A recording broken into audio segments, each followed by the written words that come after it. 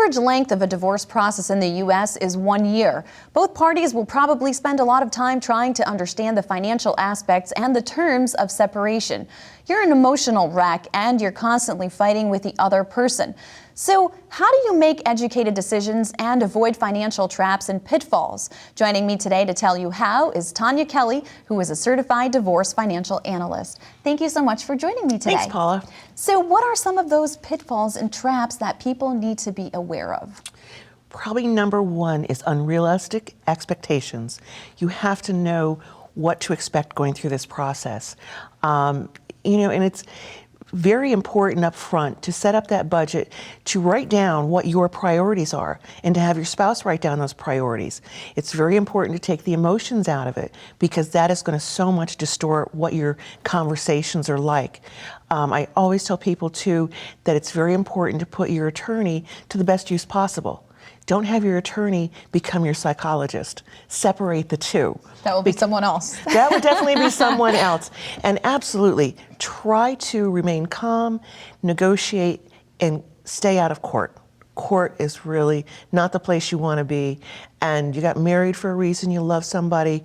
You need to form a new relationship going out of that marriage that allows you to move forward, especially if there's children involved. And some of the traps, what should people be aware? They need to, on the financial side of it, what they really need to do is take an assessment of what's going on. They need to talk to a professional to find out, what about the house? What about the pension? What else is going on? Many times pieces of the puzzle get left aside. They're not even addressed. So it's very important to have that team in place that's going to look at all aspects. Let the attorney do the law portion of it. Let the financial person do their portion of it. If you need to involve a real estate professional, the same way there. But you need to have the team working for you. Don't just go out and listen to somebody else's advice and go, I'm going to get this, I'm going to get that. Right. You need to ask the professionals for their assistance in your situation. It will save you money in the long run and hopefully save your emotions too. And because it's an emotional process, and oftentimes people don't really know about the process because they've never been through it before, it's good to go to someone like you because you are aware of exactly all the pitfalls and the traps that people are usually facing or face. So when they come to you, do you go through, do you have a list of things? Okay, is there a 401k? Is there? I have a huge financial list to go through with them, that we really sort out everything. I examine their tax returns to see where there may be things that haven't been disclosed in the financial affidavit. I try to go through there and look at different scenarios. If there's maintenance involved, child support, how is this going to work? Because I want both parties to come out of this moving along levelly, not one person moving up and the other one just falling off the cliff. What if it's a battle and the other person doesn't have that information? How can you obtain that? Well, it's a matter of educating the clients, really. And then, the attorneys are going to ask for financial affidavits. It's part of the process. So it just takes some digging to find out what's going on. Many times there's business appraisals that are involved in there too. So that involves another person that I, call on to come and assist with that. And you're completely neutral? Yes. Okay. Well, thank you so much for joining me today. Thank you so much. It was a pleasure. Thank you. And if you would like more information on how to avoid financial traps and pitfalls, or have a question for Tanya, just log on to my website at parentologywithpaula.com and send me an email. For the privacy and protection of your pool, pets, and children, choose AFSCO Fence, a family-owned business with 3 decades of experience. 2 showrooms in Queensbury and Latham. There isn't much they haven't seen. PVC, wood, ornamental, chain link, AFSCO is a leader in new fence technology, developing specialized fence for all your business needs as well. Visit their website for a photo gallery. When choosing your fencing needs, choose AFSCO Fence. Good fences make good neighbors. Questar 3 BOCES, with locations in Rensselaer, Columbia, and Greene counties, offers adult and continuing education programs. Questar 3 offers ESL, Workforce Solutions, and GED programs with online options. Questar can deliver customized training programs. Call 479-6839. Classes are offered mornings, afternoons, and evenings. 479-6839. Questar 3. Divorce is very complicated, both legally and financially. Sometimes it's difficult for attorneys, never mind doing it yourself. You can easily make a mistake, and often those mistakes are irreversible. So if you're asking yourself, can I do it myself? Joining me to answer your question is attorney Joe Berger. Thank you so much for joining me today. Thanks for having me, Paula. So can people do it themselves? No. Why is that? Oh, you want more than that. Okay. Well, divorce is one of the most stressful events that can happen in a life. It is right up there with death as a stressor on people. It also affects health tremendously. People who get divorced, studies have shown, are facing the same risk as a smoker who smokes a pack a day in their life expectancy. And the toll on children of a long, drawn-out battle is psychologically devastating. Now, with all of that background, are you going to try to do that yourself? Are you going to try to get through the minefield, which can be litigation, on your own? I don't think you should try to do that, and I strongly advise people against doing that. But some people say it's cheaper because it's pretty simple. All you have to do is, the house, the finances, the child support, all this other stuff. It's very easy, and I can do it myself because I save money. No, I don't believe that anybody can do it themselves. You see advertisement. For instance, a lot of people say, oh, it's so expensive to have a divorce. Why don't we do mediation? And that's fine. If people can do mediation, that's great. But that means that both people are on an even scale of knowledge, and both people are emotionally stable enough to negotiate through mediation, and both people have the same amount of information. That's not quite true. So that's in the perfect world. That's the perfect world, and that's which doesn't happen today. That's the exception, not the rule of the people I see. So, and is that cheaper? Well, if you pay the mediator or some other person that helps you that's not a professional mediator, you may save some money in the short run, but in the long run, what will happen if your finances are devastated because the wrong decision is made? And once you sign it, you're done. Well, in mediation, and that's the other thing about mediation, if you sign a mediation agreement, it's not binding. It's just then has to be taken to a lawyer anyway. So what are you really saving? Right. Well, thank you so much for joining me today, Joe. Thank you. Thank you. And if you would like more information about the divorce, and if you can do it yourself, or have a question for attorney Joe Berger, just log on to my website, parentologywithpaula.com, and send me an email. So call me baby.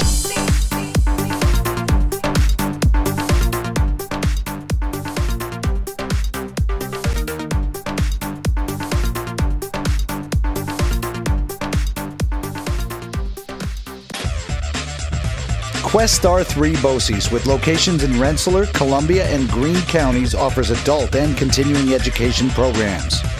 Questar 3 offers ESL, Workforce Solutions, and GED programs with online options. Questar can deliver customized training programs. Call 479-6839. Classes are offered mornings, afternoons, and evenings. 479-6839. Questar 3. Divorce can be a dirty business when in the hands of attorneys who play power games. The same applies for angry, vindictive, soon-to-be ex-spouses who have a win-at-all-costs attitude, even when it comes to the house. Joining me to talk about why you shouldn't cost yourself money, and if you both agreed to sell the house, what you should do to make it happen, is Jen Vucetic, who is a real estate divorce specialist. Thank you so much for joining me today. Thank you, Paula. So, Jen, what games are we talking about here? Oh, it could be a number of things. And my job is to keep it calm, rein everyone back in, and get to the point, which is selling the home. Now, you had said before, earlier when I was talking to you, that sometimes both parties have agreed to sell the house, but then the person who's in the house tries to do everything under their power not to get the house sold. Well, usually the person that's staying in the family residence is the least, reluctant to move because they're living in the situation that is very suitable to them. But they both agreed to sell the house, and that's why you came in, because that's your job, to come in and sell the house when parties agree to it. Right. So it's important for me to, let them know what's going on. Everyone has to be on the same page. And, every now and then we deal with a little adversity, and, it's important for the attorneys to be on the same page as well. And you also work with a divorce resource. Yes, I do. And that's where you have the person work with either the attorney, financial advisor, and then they come to you and, okay, now we're going to sell the house. Right. So what are some tips, what are some things that you advise people to Well, get the house ready? It's very important for the house to show well, and if the house doesn't show well, then it's not going to get as much money as it could if the house was in show condition. And the better the house shows, the more money that they're going to get. So it's not good to play games because No. you're just losing money. Yeah. It's actually worse for you because you could have some more and now you have less. Right. So what are the main things that people should be aware of if you go through the house? I mean, should people paint? Like, what are the scenarios that you encounter usually? Well, when they first drive up to the house, it's important for it to look good from the curb. And, it's simple things like making sure that the garbage cans aren't, out by the road, that they're put away. And then when they get into the house, it should be vacuumed, cleaned, picked up, no personal items left out, pictures put away, and, just leave the lights on, keep it at a nice warm temperature. When you said no pictures. A lot of times people get into a house and they start looking at the pictures, seeing if they know who the people are selling, or they just get distracted by their personal objects, and then they're not really looking at the house. And is it true, now that you mentioned, the pictures, that usually, and correct me if I'm wrong, if maybe that's also a reason why you shouldn't have the pictures, because then people know, oh, they're desperate to sell the house, so let's offer less. Right. Does that happen? Well, people will smell a situation and then try to take advantage of it. So it's just very important to give the house the appearance that, you are trying to sell it. And you're a divorce specialist, so you work with a lot of couples that are going through the divorce. How is the process?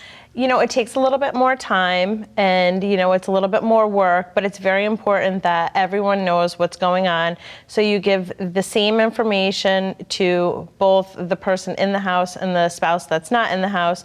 You keep them updated on all showings. You give them the feedback after the showings occur, and you just make sure that they both have the same information and that there's no favoritism shown. Do you encounter this, that sometimes if people call you, if it's the husband or the wife, then the other party says, wait, no, I can't go through her because you know her, I don't know her.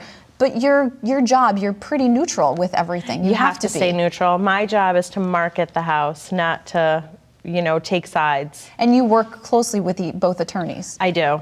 You're specialized in that as well. Yes. All right, well, thank you so much for joining me today, Jen. Thank you. Thank you. And if you would like to learn more about what to do to make sure that your house is presentable or have a question for Jen, just log on to my website at parentologywithpaula.com and send me an email.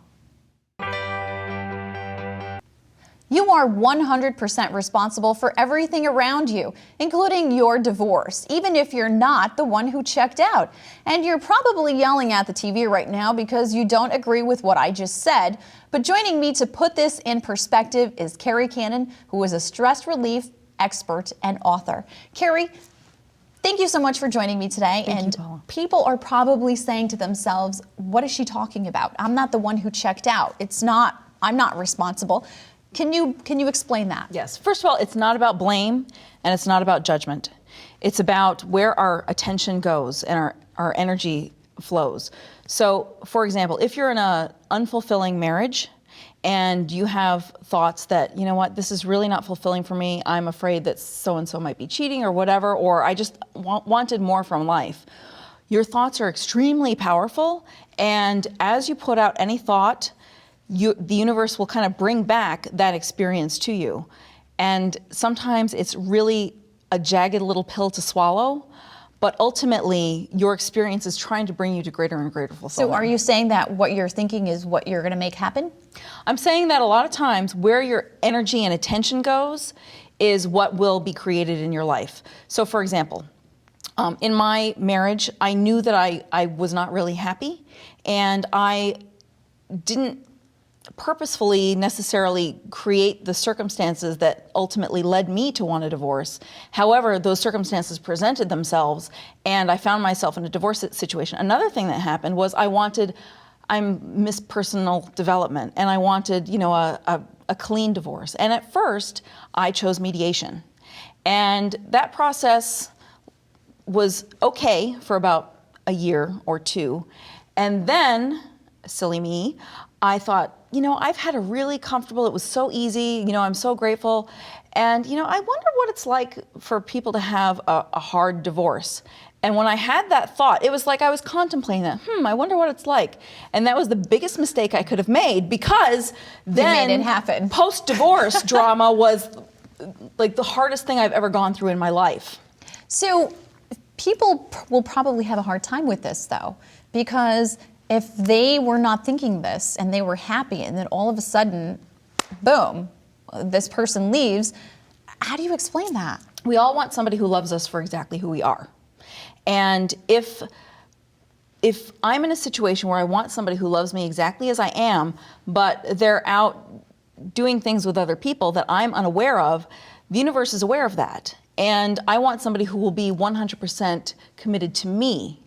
And if that's not happening, the universe will sort of eject me from that situation and create chaos in my life, which it always happens. The chaos is created, and then I will land in a different situation that is more appealing to my idea of how I want my life to be. So basically that person's out of the way. Didn't fit in the picture. Exactly. So how can people, if they're going through this and going through, you said you have to feel 100%, you are 100% responsible. Mm-hmm. So when people are disagreeing with this, that's when they come and see you and work with you to feel different?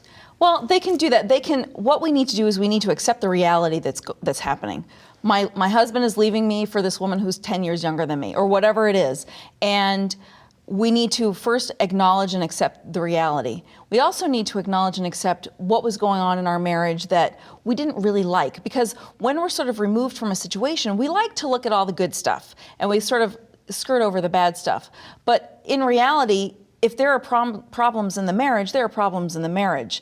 And we need to be completely honest with ourselves. And that's something that we're not necessarily taught in society. We're taught that if you are nice to other people, which I consider a four-letter word sometimes, and you sort of avoid confrontation and avoid this and that, then it'll smooth things over and you won't have any conflict. When actually the opposite is true. If I am feeling something and I bring it up to my beloved and I say, listen, I'm feeling this way, and why am I feeling this way? Can you address this? Or have a conversation about the things that you don't necessarily want to have the conversations about. That creates a stronger bond. However, when you create a situation where you distance yourself from your spouse or whatever, the person that you're with, it creates that division, and from that division, you don't feel the intimacy.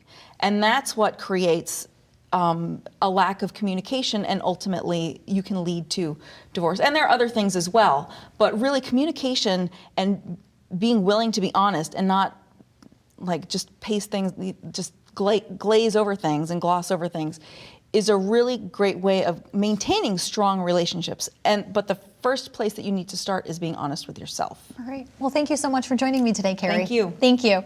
And if you would like to learn more about the topic or have a question for Carrie Cannon, just log on to my website at parentologywithpaula.com and send me an email. The decisions you make before and during your divorce will affect the rest of your life. Joining me today to talk about why you shouldn't let your emotions rule the divorce process is Tanya Kelly, who is a certified divorce financial analyst. Thank you so much for joining me today. Thank you, Paula. So why shouldn't people let their emotions rule the process? Emotions are a very difficult thing to keep out of the divorce process. And if you let the emotions rule, you make bad decisions. You're unable to come to resolution. You need to leave the anger and the resentment at the door so that you can sit down and work on one of the biggest parts of your divorce. It's children and finances that are really the largest part. But if you let those emotions come in, you are going to be at a stalemate. And that means money, money, money that you're spending to argue and fight. So people watching the show today at home are saying, yeah, okay, that's easier said than done, Tanya. How can I do that? How can they do that? Well, what I try to do when I work with individuals or with couples, is to help them find out what it is do you need. Before we get into the wants, exactly what is it that you need? Have you done a budget? Do you know what your expenses are? Have you talked about different issues that are in your financial life? And I try to get them to be realistic, because everyone goes into it saying, I want this and I'm going to get this person back. You cannot let that take over. So it's sitting down, getting a reality check, working on a budget, and just knowing what your needs are. What is the most difficult thing when it comes to the finances? One of the biggest things is taking the emotion out of what to do with the family home. That is very, very difficult. I see that so much, but you got to be careful, because if you can't afford to live there, what are you going to feed your children with? I said it's sort of like, you can't rip the siding off the house and go sell it to feed your children. That doesn't work. So you need to be realistic. Can you keep it? How long are the children still going to be there in the home with you? You have to be realistic, and I try to help them set those realistic expectations. And what's your advice when people come to see you and their emotions are off the wall? I just sort of have to bring them back to reality. A lot of times they will need to speak to someone, that can help them in a mental health capacity to get rid of those emotions.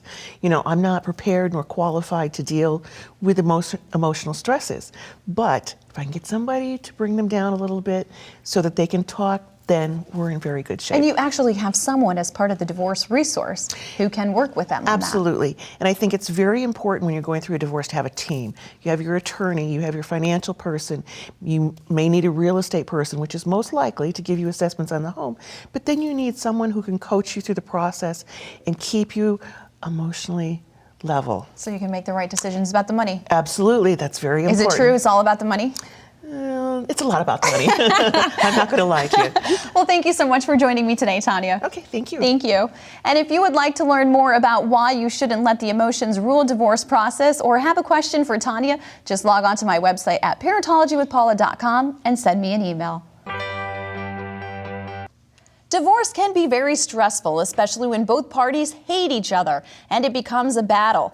Many lawyers are transforming their legal practices by working with clients in a more holistic model rather than making it a contested court battle. Joining me today to talk more about this is attorney Joe Berger. Thank you so much for joining me today. And thank you for having me, Paula. So let's talk about, what is this holistic approach? Well, oftentimes when people come to an attorney, they actually need the services of more than just an attorney. There are financial matters that have to be taken care of. I'm not an expert on taxes or finances, and most lawyers are not. There's selling the house. Do you want to stay in the house? Do you want to keep the kids in the house? So a realtor is needed. And also there's the situation where people who usually have been professionals and competent people in their everyday life are going through a situation where they are a wreck and they emotionally cannot make good decisions. And I can give them all the advice in the world, but if they can't process the information, they're not going to make good decisions, and they need some emotional help. They need some help with coping with the emotional situation, and that's a fourth discipline that I think should be brought into the team. So are attorneys then becoming more psychologists? Is that what we're talking about? God forbid. No, I don't want to psychoanalyze anyone, but what we are doing is seeing that we can refer these clients to people that can help them emotionally and financially and with the sale of the house. And we do refer, and I'm a member of a group, the Divorce Resource, a consortium of professionals such as that, and we can refer the people to those other professionals. And I find that helps the entire situation, so the client is able to focus on the whole picture. So in the Divorce Resource, you would recommend your client to meet with a person who deals with the holistic approach. Exactly. And does that work? If you're in a battle with the other person, does it really work for you? Well, if you are prepared and you know everything you need to know, it's less likely there will be a fight. A fight in the divorce sense usually occurs when one party has more information than the other, or is more prepared, or can try to push their agenda on the other. But the more information that a client has, the less likely there'll be a fight because both parties will be able to negotiate on an even scale. So the holistic approach is able to make you or help you negotiate it in a better way. Yes, I think this cuts down on the possibility of a long court battle, which is what everyone wants to avoid. They should want to avoid it. Because it also brings down the costs as well. It does bring down the costs. Yes, it's less expensive to fight, or more expensive to fight over a situation like what's the value of the house than to know right away, and whether you can stay in the house, or what are my financial situation going to be? Can I afford to live? Can I keep my kids in the house? Can I make it on what I'm going to get for child support and what I may get for maintenance? You need a financial advisor. That's not something you might know unless you have that. Then when you know that, you can come back to me and say, well, here's what I want. Here's what I need. I need this amount to live and to keep my kids. And does it hurt you at all in court if you're going through the holistic approach? Well, not at all. It's just more information that you have that makes you stronger and better able to deal with what can be a very emotionally draining situation going to court. It's no fun, and no one should want to do it. All right, well, thank you so much for joining me today, Joe. Thank you. Thank you. If you would like more information on divorce and the holistic approach, or have a question for attorney Joe Berger, just log on to my website, parentologywithpaula.com, and send me an email. Deciding what to do with a house in the midst of a divorce is one of the toughest hurdles in an already challenging situation, especially with one person has already checked out. So what can you do if you are the person who stayed in the house and you can't keep the house? Joining me to talk about this is Jen Vucetic, who is a real estate divorce specialist. Thank you so much for joining me today. Thank you, Paula. So Jen, what can they do if they cannot stay in the house? Well, it's very important for them to decide, how much they can afford. And if they decide that they can't afford the house and they need to go somewhere else, then I can help them find something that is more manageable. But in working with their attorney, this helps me decide what they actually can afford. When people approach you, usually and they're in this situation, what do you do? Usually I try to assess what their situation is, and in speaking with their attorneys, both sides, they let me know what's more realistic. And a lot of times the spouse who has the children wants to maintain a certain lifestyle. Well, that might not be possible. So we try to make a suitable living arrangement for both parties. And you're also part of the divorce resource. Yes, I am. Can you talk a little bit about that? Because if you have someone that's coming to you in this situation, but they don't want to leave the house because they say, well, why should I leave the house if it's not my fault? What do you recommend that they do? Well, first of all, they should talk to a certified divorce financial advisor, and they are able to assess, how much money is really there and what realistically they can afford. And now you have 2 residences where they're going to have to maintain, a certain amount of bedrooms for each child. So realistically, instead of looking at 1 home, now we're looking at 2. And what if they don't know if they can afford the house? Like when they approach you and say, Jen, I don't know, can I keep my house? Well, I would come in and give them a market value for their home, and then it would go to their attorney to decide whether they divide the assets and, if they can afford to keep the home and another residence, or if they need to downsize. And is it a long process, or people usually when they approach you and they come to you, they already have their mind set that this is what they want to do? Well, it is a learning curve every time, and every situation is different, and sometimes they're a little more motivated than other times. So each instance is, a case-by-case basis. All right, well, thank you so much for joining me today, Jen. Thank you. Thank you. And if you would like to learn more about what to do if you can't keep the house, or have a question for Jen, just log on to my website at parentologywithpaula.com and send me an email.